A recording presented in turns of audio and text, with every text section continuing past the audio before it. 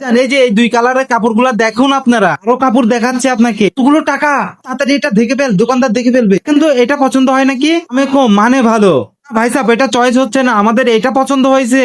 আচ্ছা, আপনার তো পছন্দ তুলনায় হয় না, আপনি যেটা পছন্দ করেছে ওইটাই নিয়ে নেন।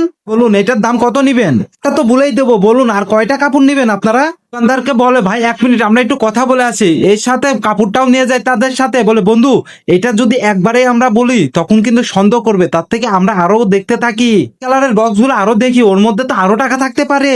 আরে বেটা ঠিকই তো বলছিস, আমার তো এটা মনে ছিল না। আচ্ছা চল আমরা এখনই দেখি। তার কাছে এসে বলে ভাই গ্রিন কালারের প্যাকেট আরো একটা দেখান, যদি পছন্দ হয় আরো একটা নিবো। তার এই কথা শুনে আরো দেখাতে যায়, না ভাইয়া এটা চয়েস হচ্ছে না, দেখান। এটা শুনে দোকানদার আরো অনেকগুলো কাপড় বের করতে থাকে, তখন তারা দুই ভাই এটা চেক করতে থাকে, জায়গায় একটার মধ্যেও টাকা নাই। সে বলতে থাকে ব্যাস ভাই আর বের করতে হবে না, আমরা এটাই নিব, সমস্যা নাই।